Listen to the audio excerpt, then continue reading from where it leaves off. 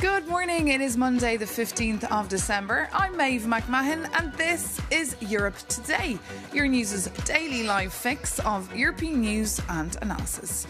Coming up today, after spending his Friday on the front line in the embattled city of Kupiansk that Moscow claimed to have captured, Ukraine's President Zelensky has moved on to Berlin. On his agenda, face-to-face talks with American officials, US Special Envoy Steve Witkoff and President Trump's son-in-law Jared Kushner. The Ukrainian president has hinted that Kyiv could drop its long-held ambition of joining NATO in return for Western security guarantees. For more on the talks and the latest attempts to end the ongoing war, I'm joined here in the studio by Maria Tadeo, our EU News editor.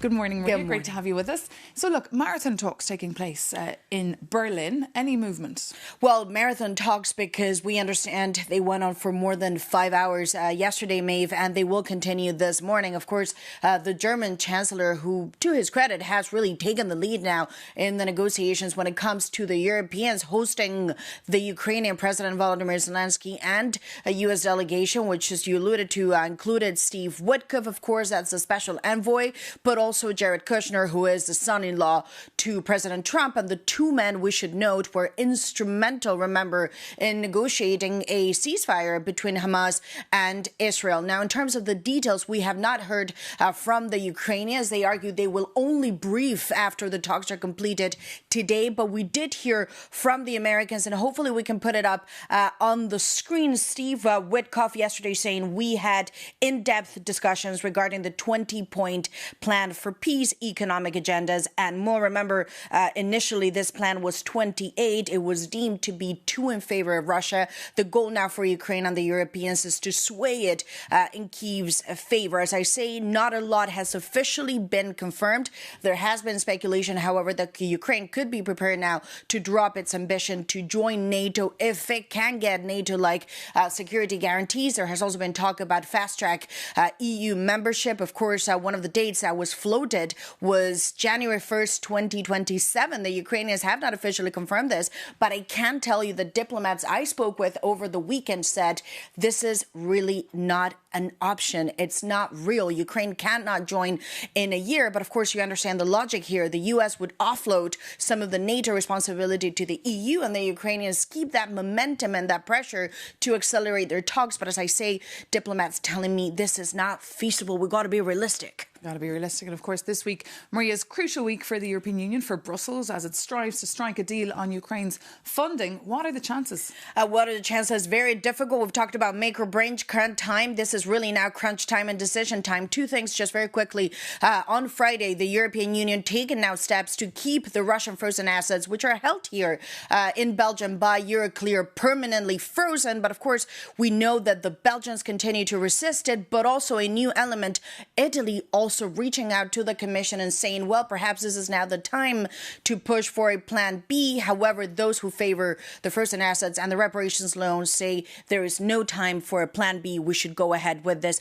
At this point, flip a coin. Flip a coin. Well, stay tuned to Euronews to find out, because, of course, that EU summit is taking place later this week. We've foreign affairs ministers gathering here today. So Euronews.com, of course, your source for all your news and analysis. Thank you so much, Maria Tadeo, for all that. But coming up, we'll be joined by Laurence Tubiana, the French economist and climate diplomat who served as France's climate change ambassador for the 2015 Paris Climate Conference, making her the architect of the landmark Global Climate Act. At 74, Laurence Tubiana still works tirelessly to try to combat climate change as CEO of the European Climate Foundation. So, Laurence Tubiana, thank you so much for taking time out to join us this morning on Europe Today. Hello, nice to have me. Yeah, great to have you this early on a Monday morning. Laurence, look, minds are occupied, as you've heard there, with the ongoing war in Ukraine. So the climate emergency has kind of been politically parked here, if you like, in Brussels. But 10 years on from the Paris Agreement, are you confident it is still intact? It's not, meaning it works, but not to speed enough. It works because we have seen a major transformation of the world economy, in particular in the green technology, the rise of China investment in renewable energy, the fact that almost all countries have a climate law now since Paris, and 88% of global emissions are covered by a commitment to be net zero by the mid-century. So, and you see every day, even the public awareness is absolutely not comparable. Even the media, I think, now understand the problems because, of course, climate change is now, unfortunately, really putting enormous stress on many, many countries and many, many societies every year these days. But we have a climate change denier in the White House, President Donald Trump. How does that impact your efforts? I think it's very damaging, more than probably the first moment when Donald Trump decided in 2017 to withdraw from Paris Agreement. And you see the pressure, of course, on many countries, in particular small countries, and you see more aggressivity for the oil and gas producers that really want the Paris Agreement to be delayed or blocked. And so we feel the pressure. It's a very difficult geopolitical situation. But the interesting thing is at COP30, you have 85 countries that decided to plan for a way out of fossil fuel. You know, so on one side, nobody, minus, of course, US has decided to withdraw from Paris Agreement. The second element is now there are countries that more decided than never to get out of the dependence from fossil fuel, including Brazil. So you think that was a success? Because many would have considered that a failure, the COP30 this year in Brazil. It is not. It's complex, of course. Again, it's more violent and aggressive than has never. I haven't seen since my whole life working on climate, I've never seen such aggressivity from the US, including, as you know, the pressure in particular on Europe. And that's so important that Europe stand up and don't decide to go, you know, for more import for fossil fuel and LNG, even from US. We have to be independent, and economic security is energy security these days. And just finally, the EU wants to be carbon neutral by 2050. Do you think that's still achievable? I think it's achievable if we continue the good work that has been done all over the 5 last years. If we increase renewable energy, if we now decarbonize, of course, the industry, we can be there. And we will be in time for 2030, minus 55%, which was already enormous. And then I think we are in a good shape. Okay. On that positive note, we can bring that conversation to an end. Laurence Tubiana, thank you so much for joining us here this morning on Europe Today. Bye. But now, moving on, it is time to reflect on the deadly attacks on Bondi Beach this Sunday during Hanukkah celebrations that took the lives of at least 16 people.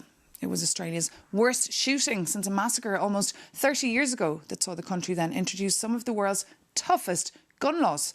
Political leaders across the European Union have sent condolences to Australia, expressing solidarity with the victims and their families. For more on this story, we're joined by Euronews' political correspondent, Stefan Krobbe. Good morning, Stefan. Good morning, Thank you so Maeve. much for being with us here. Tell us, what do we know so far? Well, what happened was that at least 2 gunmen opened fire at a crowd that was at Bondi Park, as you said, about 1,000 people. Many of them were participants of the Jewish Hanukkah festival. So the suspects opened fire at the crowd, sending panic crowds running in all directions. The attackers, by the way, were father and son, as police later said, 50 and 24 years old. One of them was killed in a shootout with law enforcement. The other one was shot and is in life-threatening condition in a hospital as we speak. Police also removed explosive devices found in a nearby vehicle. Police also said that there might be a third suspect, but they caution against any speculations as investigations, of course, continue. Australian authorities declared it an anti-Semitic terrorist attack and an act of, brutal force. Eyewitnesses reported that the gunmen were deliberately pushing aside bystanders who visibly were not participants of the Hanukkah festival. So that leads us to assume that it was a precise targeted attack on the Jewish community here at Bondi Beach. Australia's Prime Minister Anthony Albanese condemned the attack sharply, saying an attack on Jewish Australians is an attack on every Australian. Take a listen. This is a targeted attack on Jewish Australians on the first day of Hanukkah, an act of evil anti-Semitism, terrorism that has struck the heart of our nation. There is no place for this hate, violence and terrorism in our nation. Let me be clear, we will eradicate it. Prime Minister Albanese there. Meanwhile, Stefan, one brave man actually put his life at risk trying to stop the killer. Tell us about Ahmed. Absolutely. Ahmed, a 43-year-old father of two and an owner of a fruit shop, and so a pretty much regular guy. And you see him here tackling one of the attackers, bringing him down and then pointing the gun at him. You see here on the right, the gunman now getting up back on his feet and slowly moving away. So this, of course, half the firepower of the two gunmen.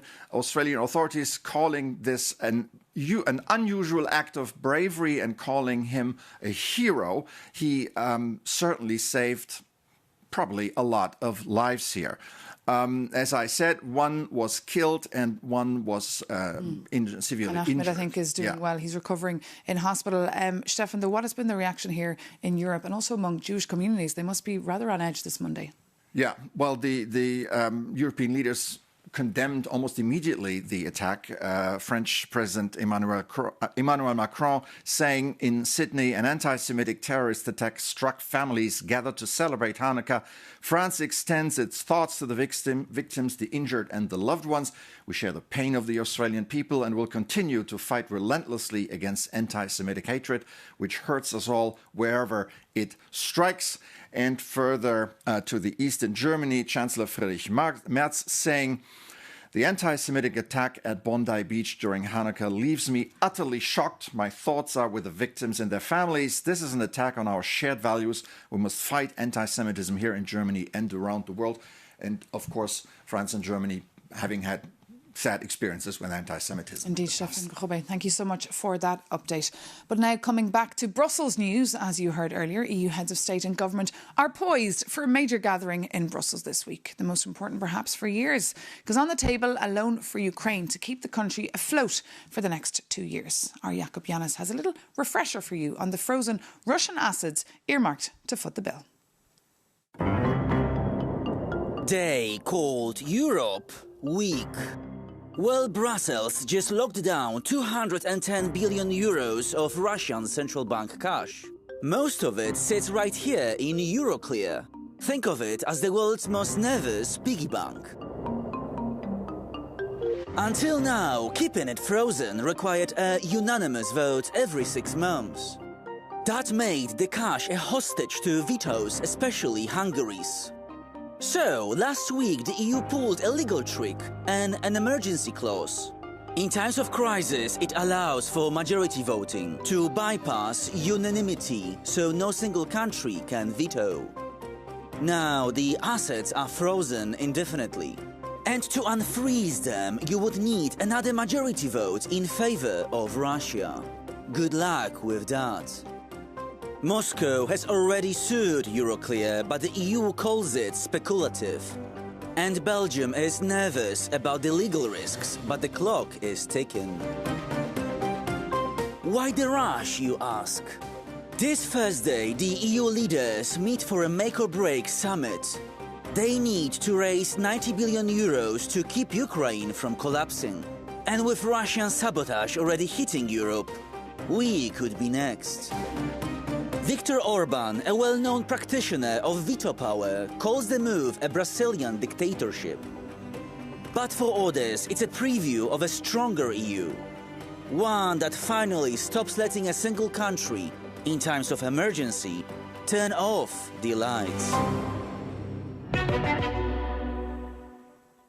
Jakub Janis reporting there. And just speaking of Hungary, I don't know if you noticed, but this weekend tens of thousands took to the streets of the capital, Budapest, to protest against the Prime Minister Viktor Orban and call for his resignation. For more on that story, do visit Euronews.com. But that does bring this edition of Europe Today to an end. Thank you so much for tuning in. Join us again tomorrow morning. We'll bring you all the latest from Strasbourg, where MEPs are gathering for their last session before the Christmas break. Thanks again for watching. See you soon on Euronews.